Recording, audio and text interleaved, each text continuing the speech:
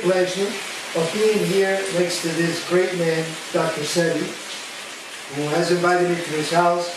And I'm also here on a monthly retreat, cleaning my body, taking his wonderful herbs. Well, I shouldn't say your wonderful herb, the wonderful herbs. The wonderful herbs of this fabulous place here in Usha village in Honduras.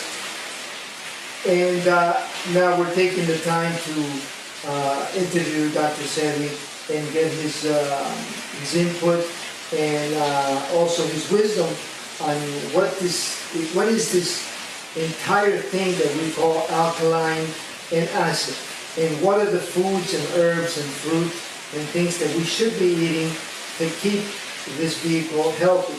We had just been talking a little bit before, and he said basically the ultimate food is oxygen, and we're also going to ask him about that. Dr. Sebi, welcome to the show, and thank you very much for setting the time to share your wisdom with us.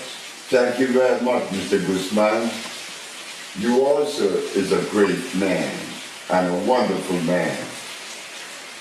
From the day I met you, I want you to know that I felt your vibration.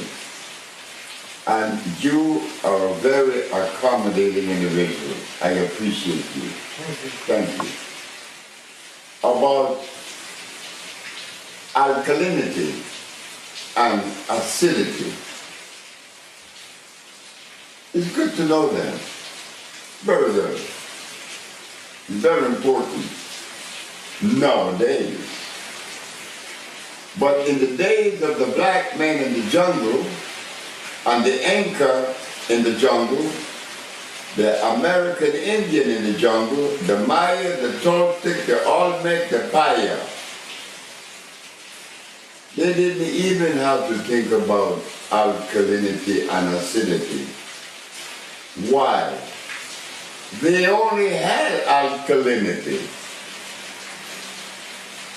So you see, this is why what I just described is considered the organic family. Today, we live in a highly scientific world, a very developed world, but we're living in a precarious time in which what we see is that because of us deviating from the path that the Maya, the Inca, the black man, the American Indian, and the Toltecs in Mexico, they live connected to the cosmic procession. They didn't have waste because everything was what? Biodegradable, recyclable. Even the fecal matter was recyclable. And this is the reason why they didn't need toilets. So now we're talking about alkalinity and acidity. Well, why do we have to do that? Why do we even have to talk about acidity when the planet was constructed on the structure of alkalinity? Why? Because it is alkalinity that is alive. Whenever a substance is alkali, the base of that substance is what? Carbon, hydrogen, and oxygen. The Chinese call that the Cho arrangement. That is the arrangement of life. Carbon, hydrogen, and oxygen. Chinese said Cho, which is cool. Now, why do we have to entertain alkalinity? Because it looked like we just began to wake up. That we have been poisoned for approximately 500 years since the arrival of the great Christopher Columbus.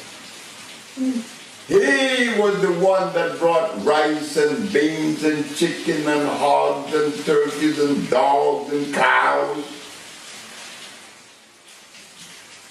We didn't have that in our environment. We did not have that because those things aren't natural things, or animals aren't natural, nor the food. They were acid. The cow, very acid. If you take the milk of a cow and give it a pH test, it is 5.5. But if you take the milk of a buffalo and give it a pH, it's 9 point something. There is a difference. So why do we have to entertain alkalinity? Those of us that are aware that it is in the alkali world that we really receive life and nourishment, nutrition. Acidity, just by the nature of the word,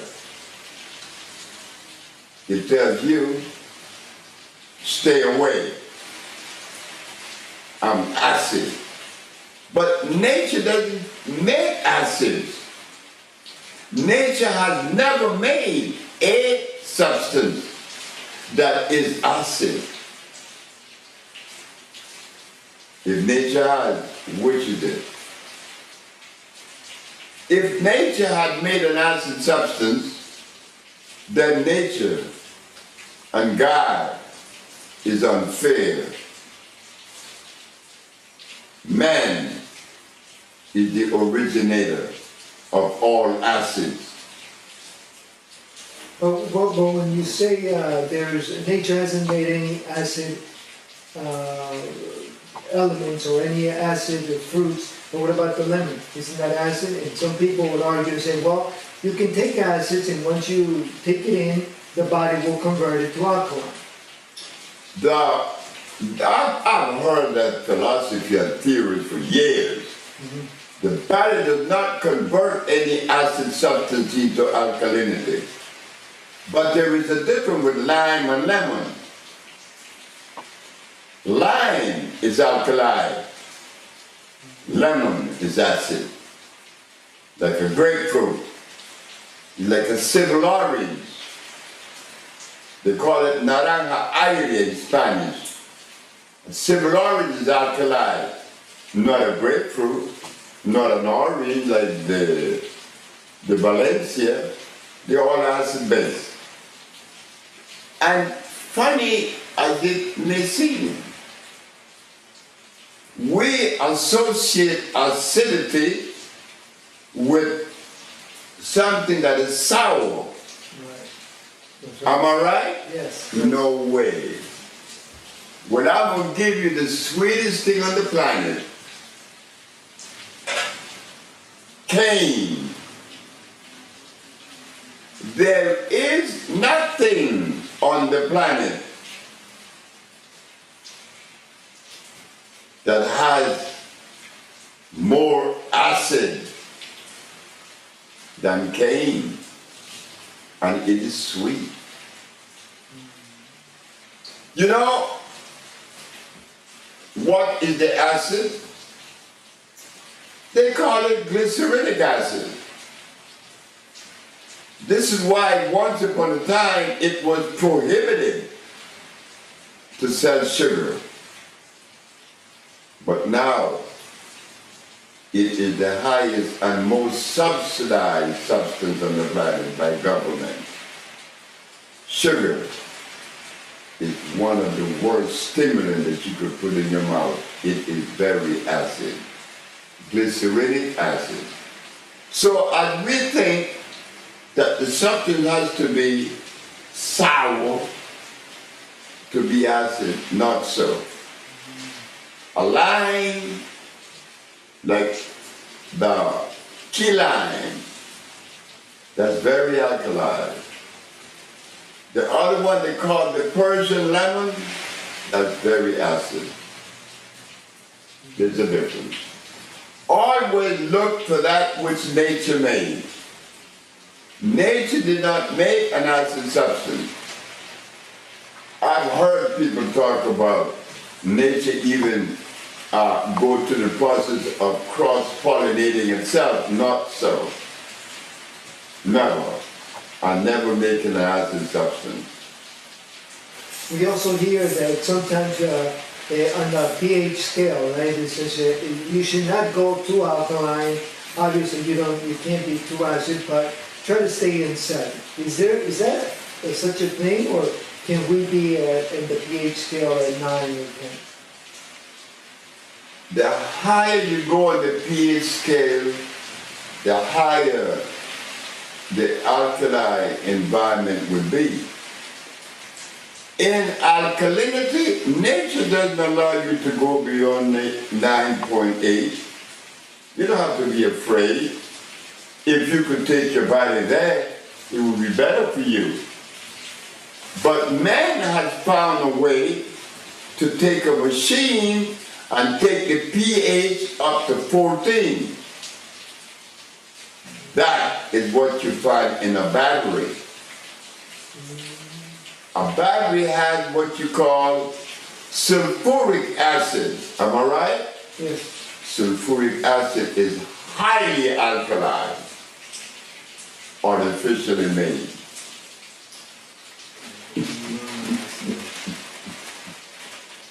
They have been doing some really crazy things in the past.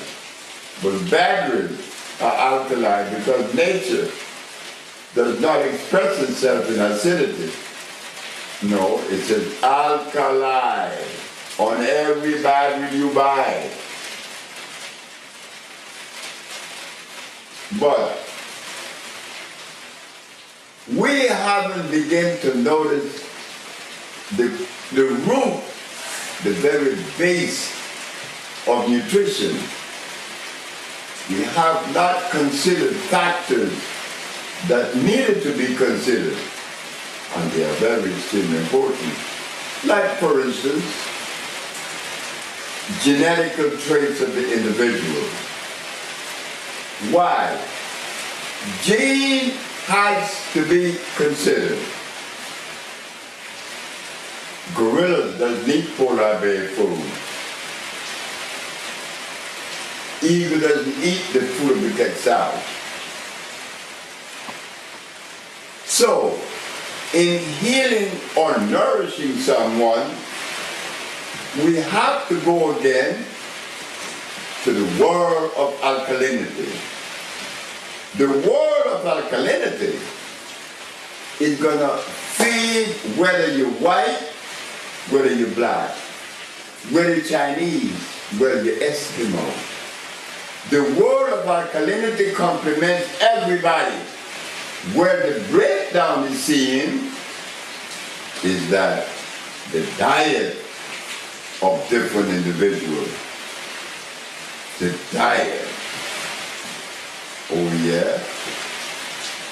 Well, I think the diet is key. So if you're going to heal someone, or you're going to nourish someone, you have to find the diet that is consistent with that person.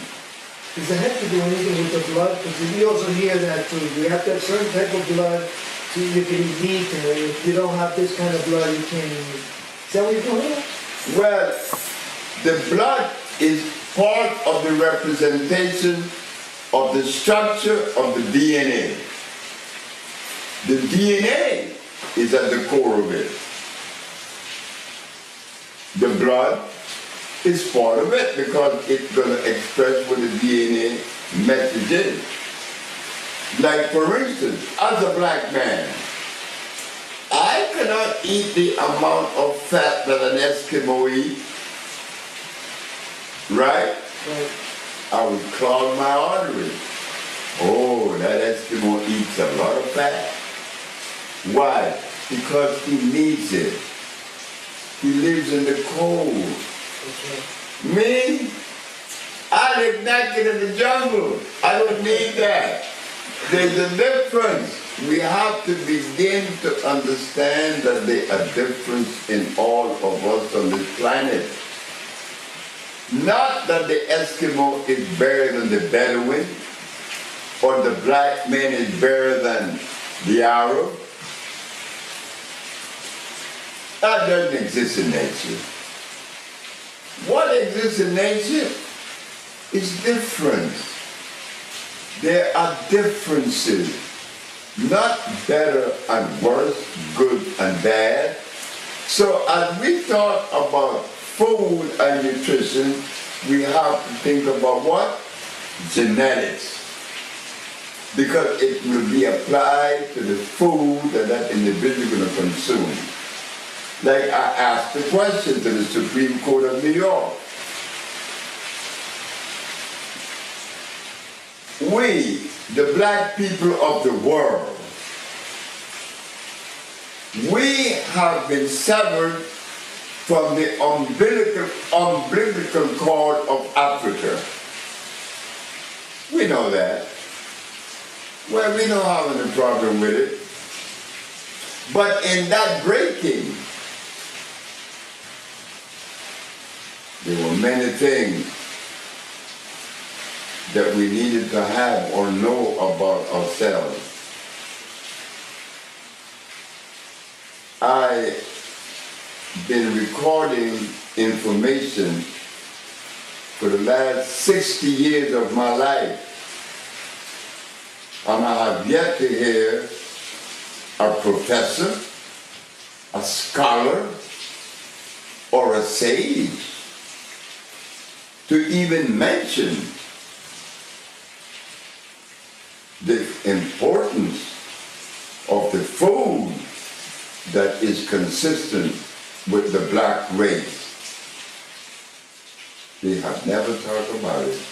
So everything that we black people have been doing is all superficial. It is until our diet change that our thinking will change. As for right now, there are many of us who have considered it and are doing it. I'll make enough effort at least, because we see the value of it. Like an Eskimo, he never deviated from his fish diet. He eats pieces of whales and stuff, but that is his food. That is not an African food. But we are confounded, and we have been made so sick that when we look at it, we get scared. Something goes through our skull. I can't do that. Or no stuff. Well, I'll tell you this. I was one that heard information in Mexico about black people. I never heard it from the scholars in America, because there aren't any books that have written anything on the subject. But how this Mexican knew, I don't know, but he did. And because of what he did, brought me to this place that I am now, the person I am, and the state of health I am. He made me aware of something, that there aren't any black scholars, white scholars, Chinese, Arab, Eskimo. This Mexican, Alfredo Cortez, the baddest of the baddest. He showed me the value of understanding your own genetic predisposition. Nobody else did that but him. And because he opened that window, everything has cleared up for me. All of us have a different diet. Nothing wrong with that. It's just that we have a different diet. And that we have to begin to consider it, because never in the history of humanity has there been such a high incidence of disease. I mean, when you die today, you don't die of old age. You die of a disease.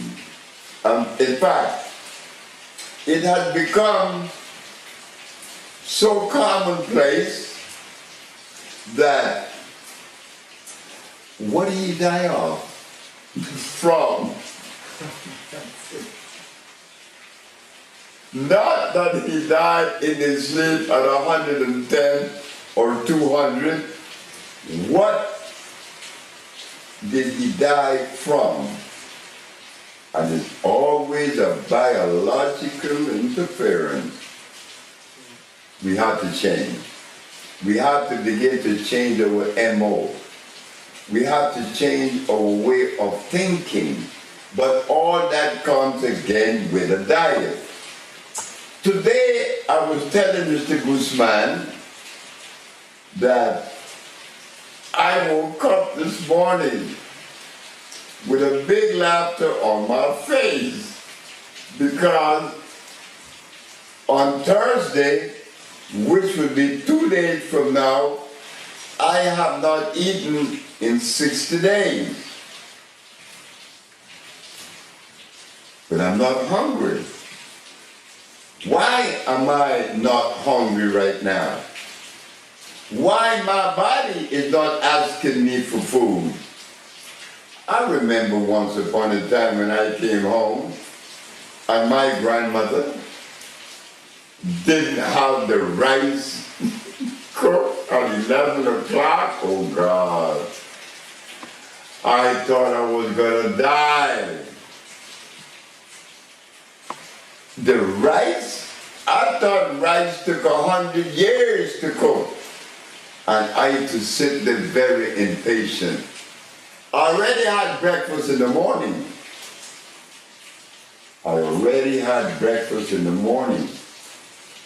Which was a very heavy breakfast.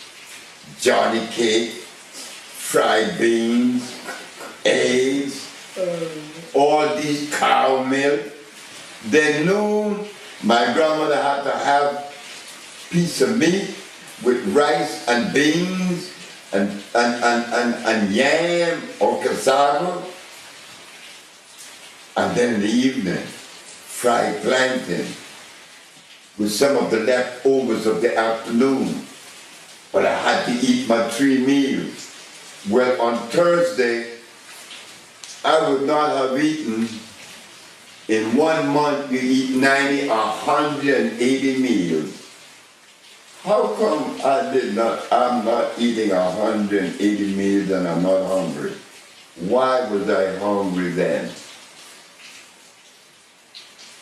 I was hungry then because it was all psychological. If I had the information that at my age, 18, 17, 15, 14, that I have now, I wouldn't have eaten and I wouldn't have taxed my grandmother. But I heard a piece of information that was asked of me, what did we eat before Christopher Columbus came?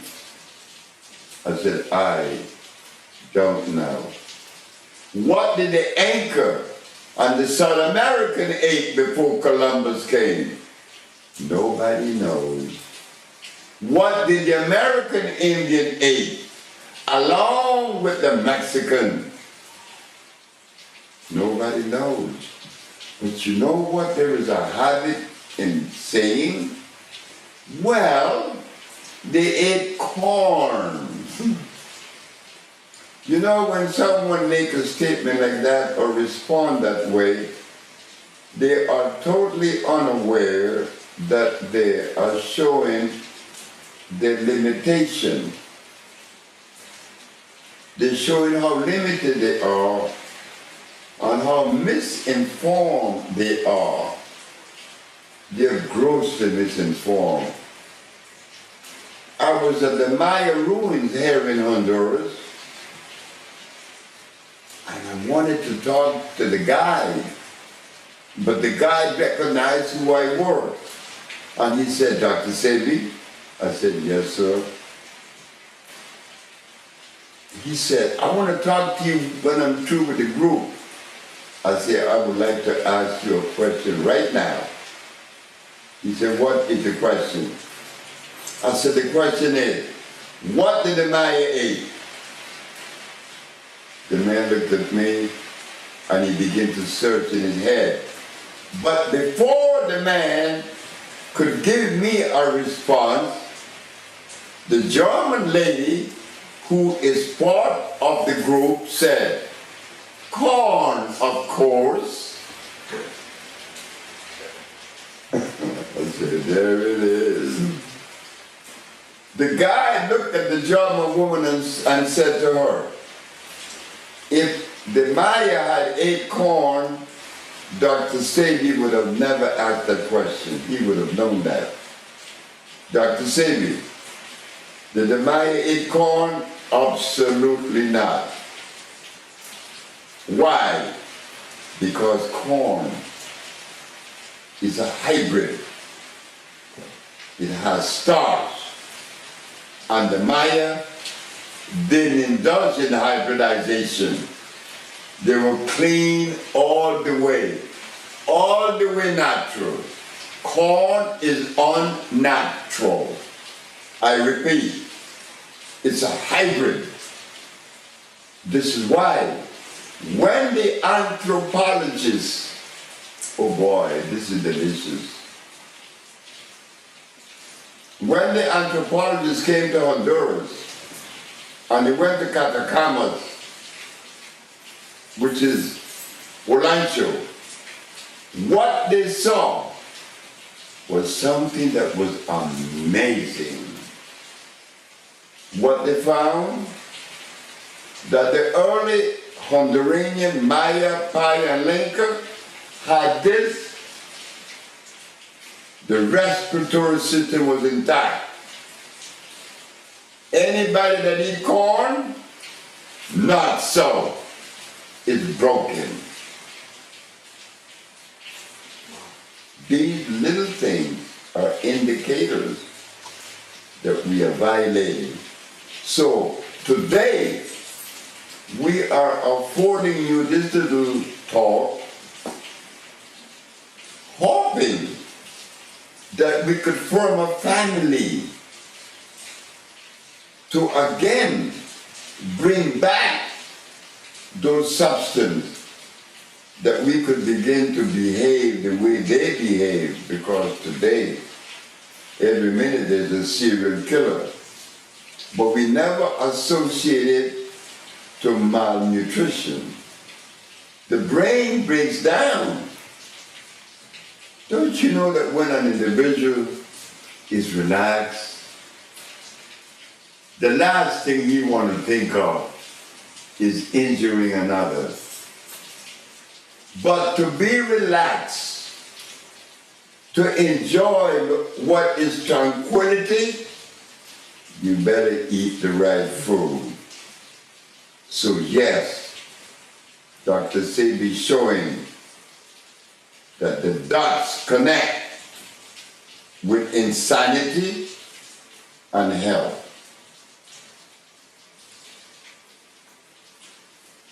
Dr. Sebi, does the body need protein? Because this is another thing that we hear. You know, you gotta eat meat because of protein. You gotta eat this, you know, and then the vegetarians say you don't need to eat meat, you could eat a broccoli, because that has a lot of protein. Well,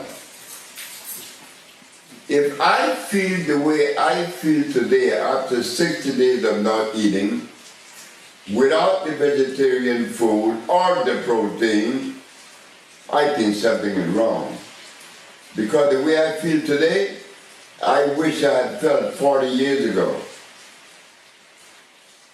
But as for protein, a word that exists. Protein! What is protein? I asked this to one of the leading authorities on the subject because she's the world leading pediatrician, Dr. Steinberg, at the Georgetown Pediatric Hospital in Washington. Dr. Steinberg told me that I didn't give a kilo strong protein in 90 days. Well, I agree. I don't even know what is protein because I don't know. I heard it mentioned. It is in this, and it is in that, and it is in the other. I don't know that. One thing I do know, that if protein exists, it better be electrical if it is complementary. If protein is something that complements the human body, it has to assimilate. For it to assimilate, it has to have a definite amount of electrons per atom. Nobody in the promoters of protein has ever introduced to us a comprehensive understanding and a knowledge as to the existence of this thing. I know the word exists, but that's it. Because when I asked Dr. Steinberg what is protein, she went off on me saying, it is one of the 19 amino acids, the building blocks of life. No, sir. Amino acids? Where do we accommodate amino acids in a biological structure of an individual when the structure is made up of 102 minerals? Where do we put amino acids? And acids again? Then, the other fallacy is, they said that the highest source of protein is a hog. Oh yeah? Well, if protein is such a necessary food, hog me up. But we know that if you live on a diet of nothing but hog, which should be good because they represent protein, I should be very healthy. But if I only eat hog, I'm going to be off this planet very soon. So yes, protein is a word, like many other words. You know, like spirit. I don't know what that is. I don't know. But the word exists. Like my mind. Well, I've never seen it. But it exists. I don't know how people know these things. But all my life I grew up, not only protein, I could name a million other words that doesn't exist. So we have to now reassess everything.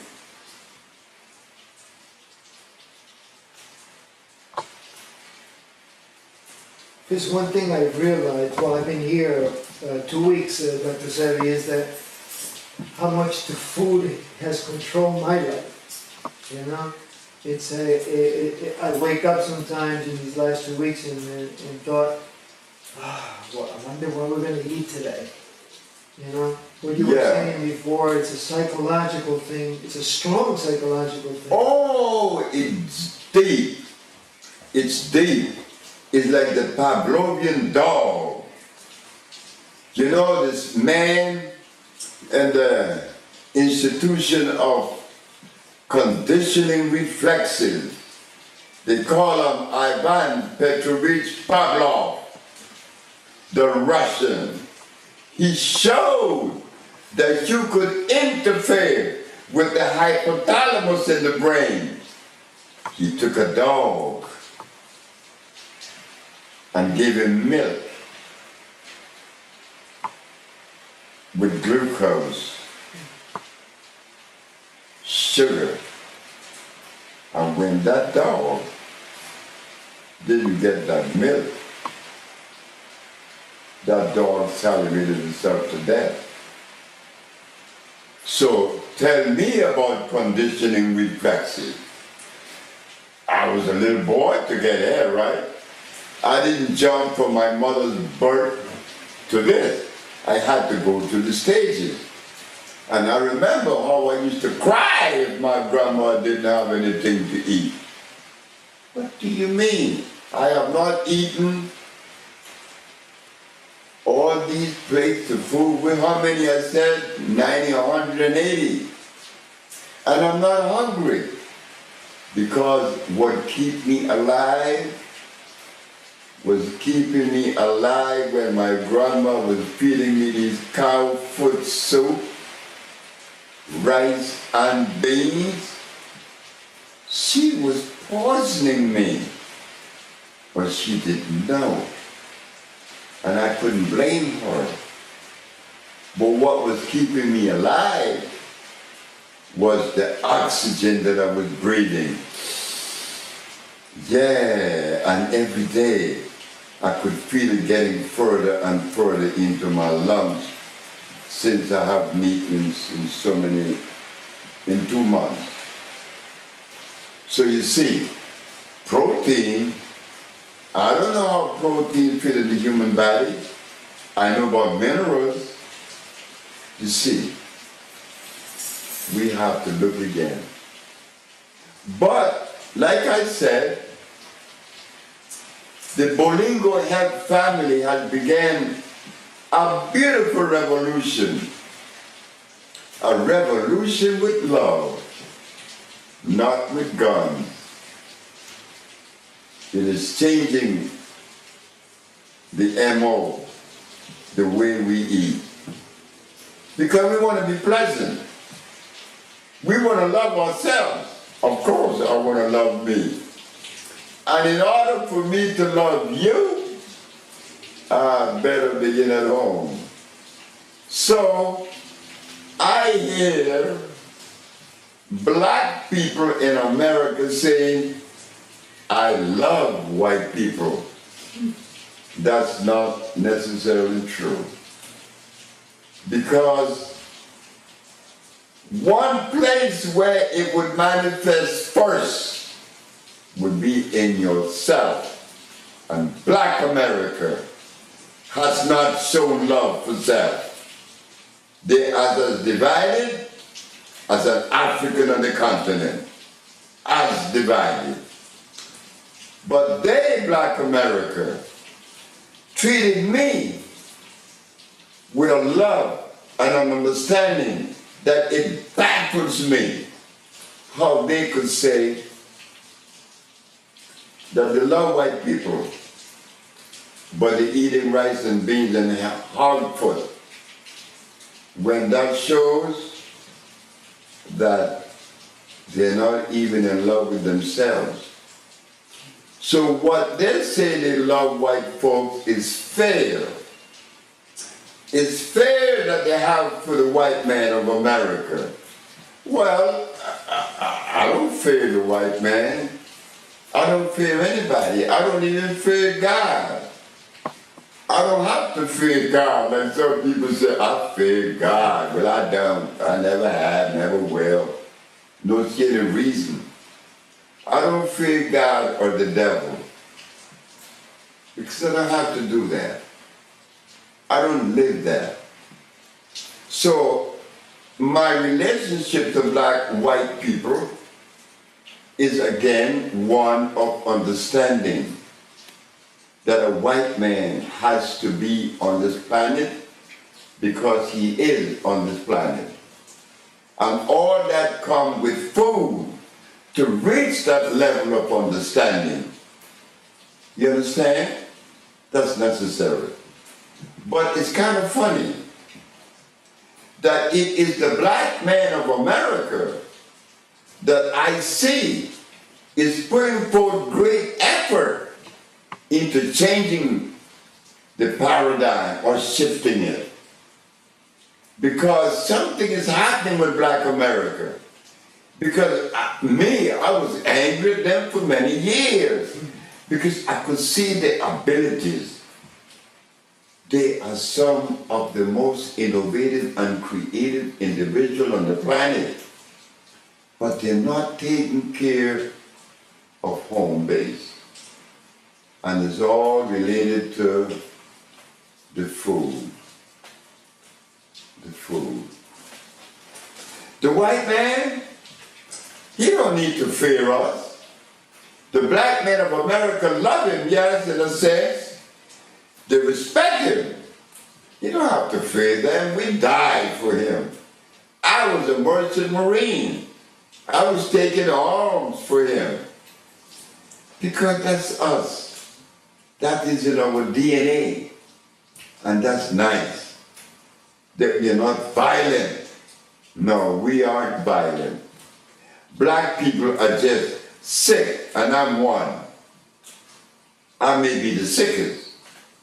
But we put in great effort into what? Changing it.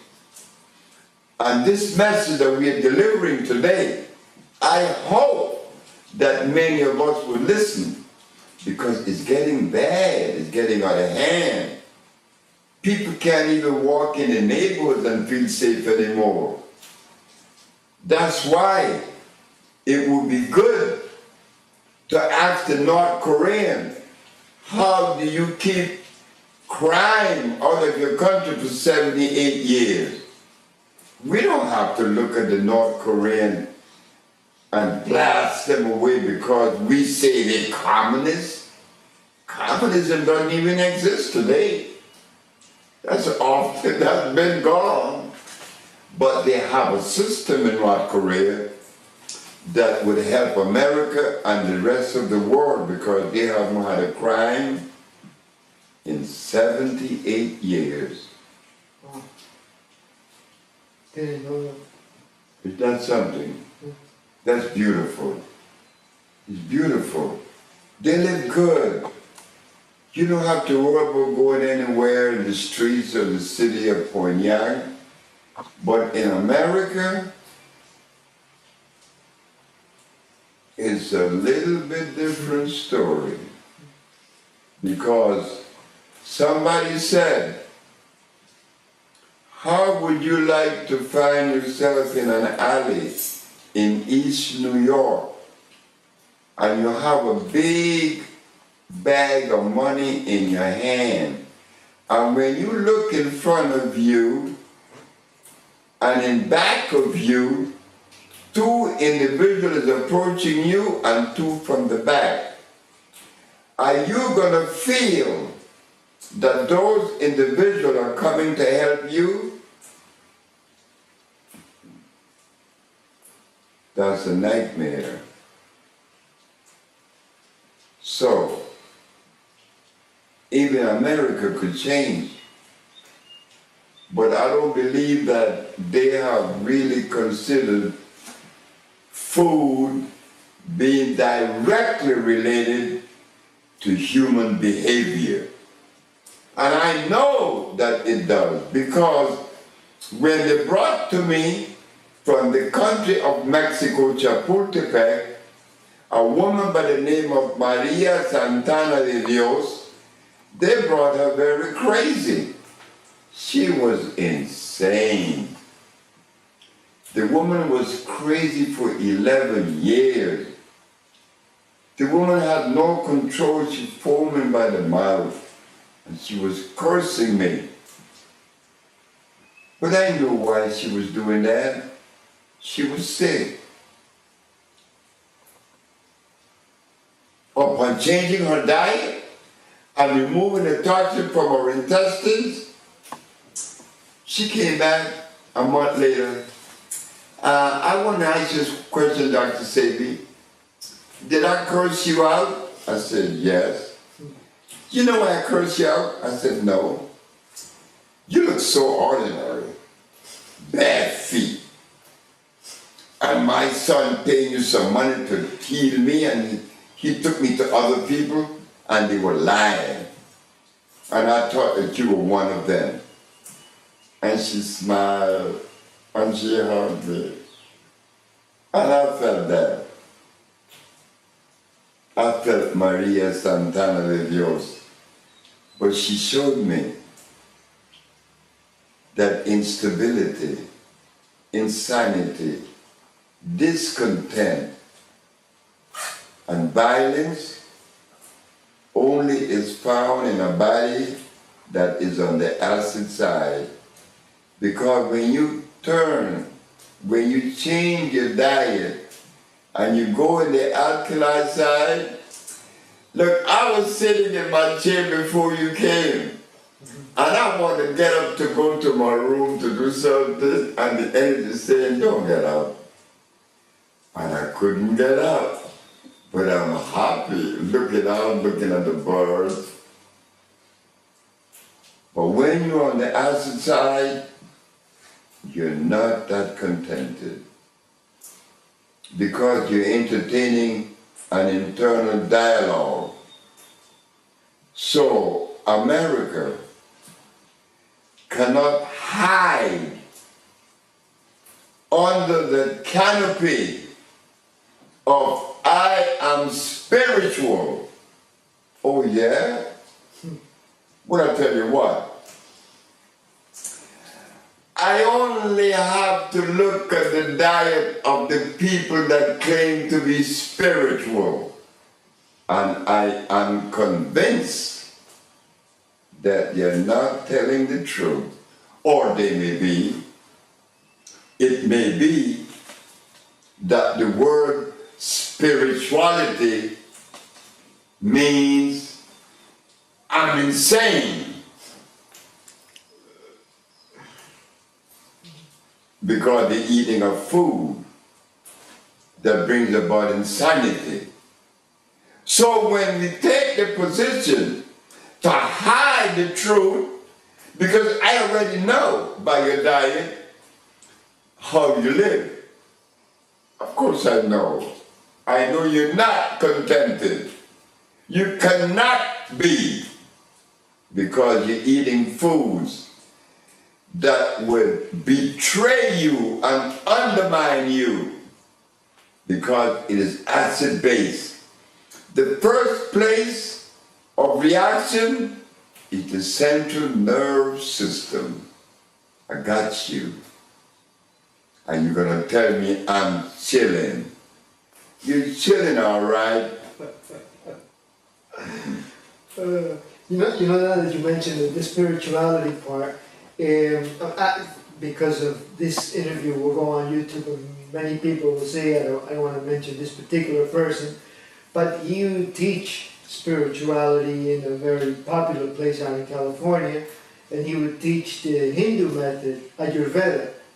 He developed a tumor in his brain, and I don't think he went to the Ayurveda system. He went to a medical doctor, and eventually he died at a young age, 64, 63. But both were poisonous, because the Ayurvedic system doesn't it recommend polymers? Of course it does, because the Ayurvedic system allows their patient to eat curry.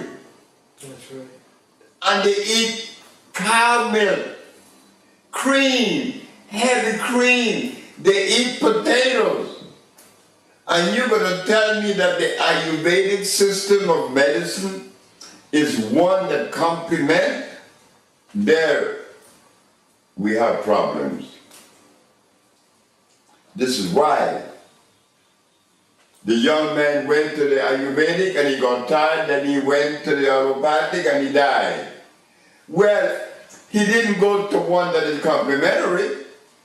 You see there again, I am not a member of the alternative group of practitioners. I am not a member of that. Because the alternative doesn't necessarily mean it is better than the one that is current. It's just different.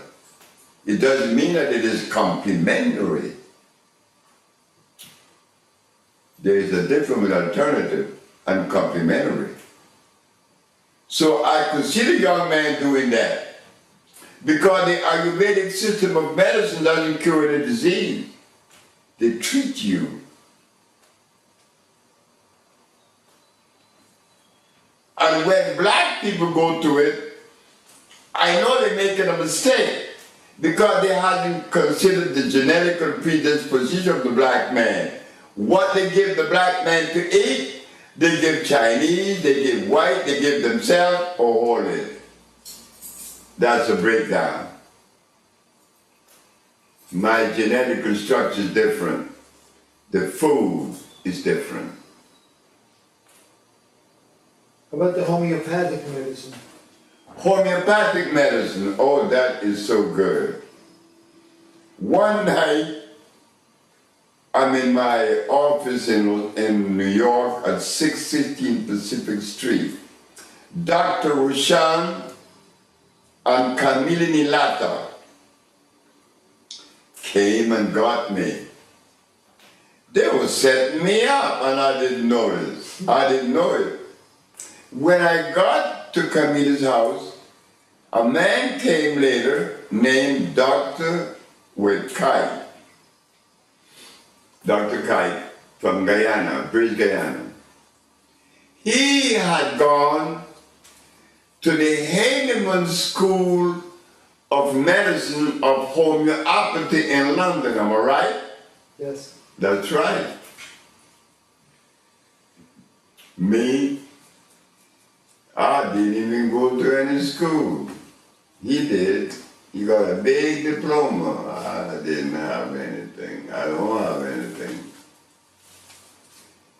But what I had that he didn't have was an understanding of nature, which is necessary to be affording people something that is nutrition or nutritious. Homeopathy, he was a homeopathic doctor, but I didn't know it. How I got tricked was the girls asked me, Dr. Sebi, what do you think of homeopathy? I say homeopathy is a method that recommends that the patient take oxides. Notice carefully when you get back to the United States. Everything says oxides of calcium. Ferrosulfate is an oxide, not iron fluorine. So now, in looking at the structure of homeopathy, what we find is that when they make the recommendation, they're making a dead recommendation. They are oxides, not phosphates, not carbonates, not iodides or bromides. I think nothing of it.